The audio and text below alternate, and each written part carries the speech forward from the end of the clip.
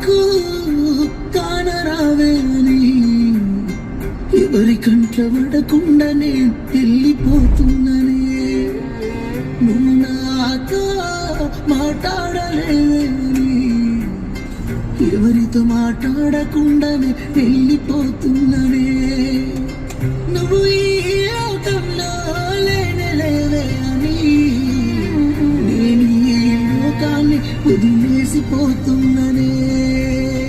నువ్వు పువ్వులు అల్లుకొని పోతున్నావే అత్తగారింటికి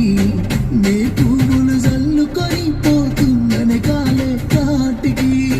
నువ్వు పువ్వులు అల్లుకొని పోతున్నా